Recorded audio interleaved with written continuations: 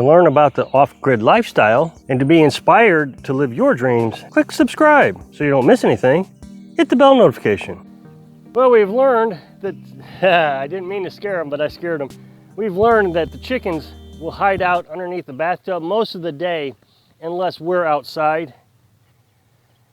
I don't know what's happened. I think a dog must have come by and it scared them. I mean, the dog didn't harass them. We saw a dog this morning. All of a sudden, we've had this rash of dogs invade our property. We've got 3 different ones that have been coming around here. And like I said, the dogs didn't harass them, but they were concerned about the dogs. Now, we also have that feral cat that we feed, and I've been worried about the feral cat quite a bit. But the cat doesn't seem interested at all in the chickens. They nosed off face to face the other day, and the cat has just now ignored them. The chickens are not scared of the cat either. When the cat comes out, they all kind of huddle around and all stare it down. And so I am assuming the cat thinks there's too many of them to mess with. But the dogs don't seem to even notice that they're here, but they are intimidated by the dog. Of course, the dogs are much bigger.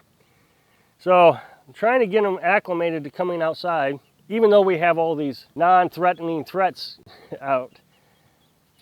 There's just nothing I can do to teach them that the dogs are not, seem to be worried about them. I'll just keep bringing them out, and I'll come out here and, you know, let them get used to the idea. I'll come out, be with them. Like I said, they come out, like these 2 right here, coming out now that I'm out here. Yesterday we worked on the yard a little bit down over here, and they came out. I know that some folks like watching the chickens, so I thought I'd show you the chickens a little bit. And then I want to come back over to this well. Today's Saturday, so I'm running really late today. It's already noon, but I don't do a lot of work on Saturdays. I do a little bit, but I had to go shopping today is my biggest deal. As you know, I've been working on the well. I got a well pump. I got the PVC pipe, and I've installed this board so I can install a well packer and put the PVC on the well packer and push it down.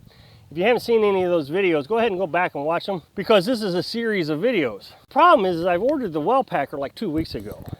Now, I've ordered tons of things from Amazon already. The same day I ordered that packer, they all came in just a few days later. The wheels to the chicken coop came in just a few days after I ordered them. But this well packer's taking forever. Now, it was supposed to have shipped yesterday, 2 days ago. So, we'll see how long it takes to get here. It's coming from Oklahoma, they said. This is Missouri.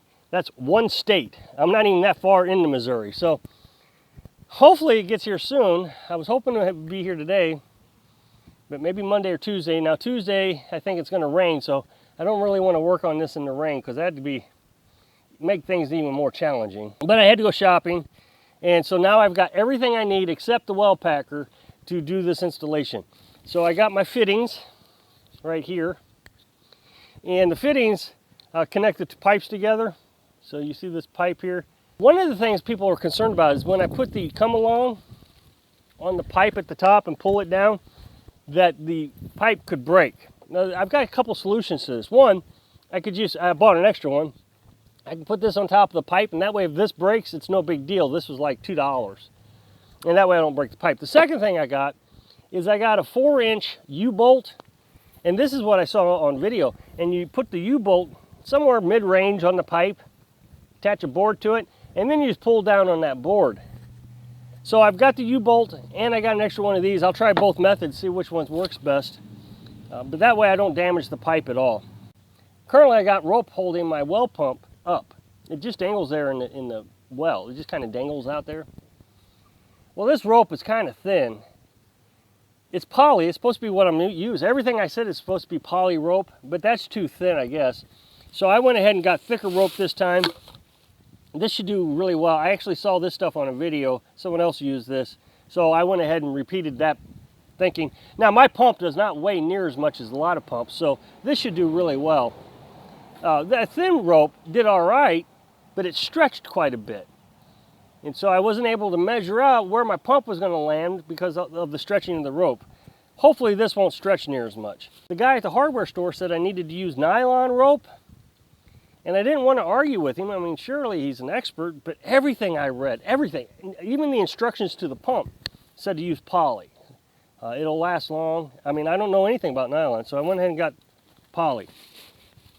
I've got a well cap. This is going to cap off my well. What I'm going to do, the well liner I'm going to have come out of the ground about 3 feet high. And then I'm going to put this on top of it. So that makes it a 90 degree. So now instead of water coming straight down and possibly getting into the well, it'll be like this. And then I'll put the cap, well of course I got to put another piece of pipe here, but then I can put the cap and I can cap off that angle. Now I'm going to drill a hole into this, and I bought a hole saw for that right here. That way my black pipe can come out of the cap along with the electric wire and the rope. All that's got to come out, so that'll come out of there, and then I'll use a silicone to seal that up so nothing gets into it. And then of course I got my primer and my glue for the PVC pipe. So I'm ready to go. All I need now is the packer, the well packer. I don't know if you can see the chickens, but like I said, as soon as they see us outside, they'll come out and eat a little.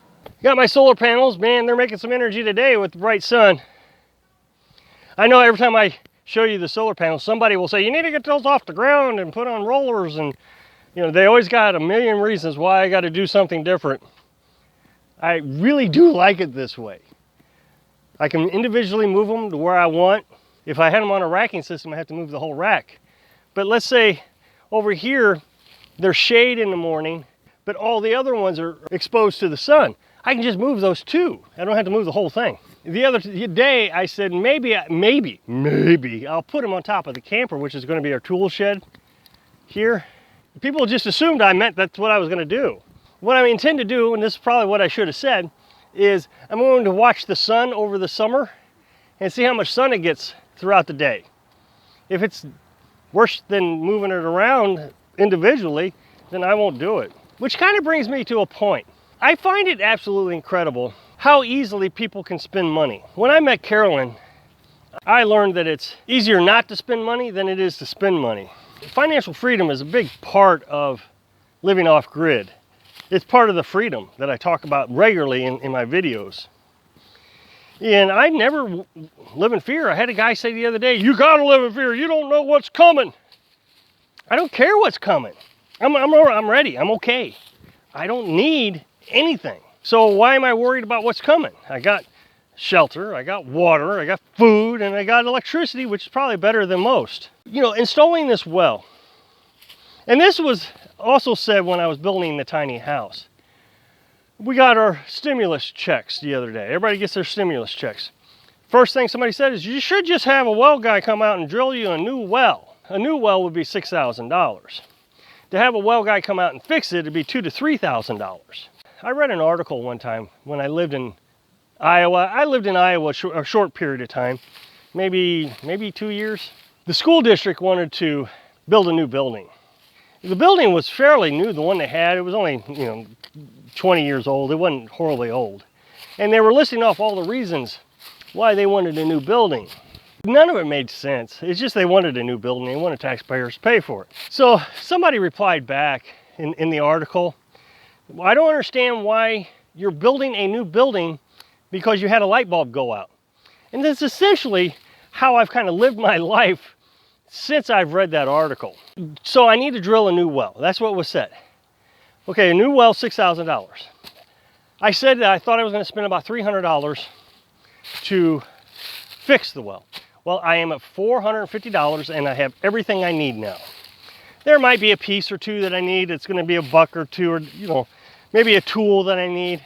It's a massive savings to fix my well. But I find it very interesting how people are so quick to spend money. The other aspect of this is I find it interesting what we spend our money on. We spend our money on frivolous things, and when something happens, then we're really taken back by, wow, how did this happen?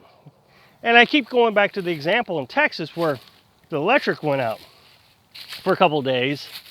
Everybody was out of electric, and they were shocked.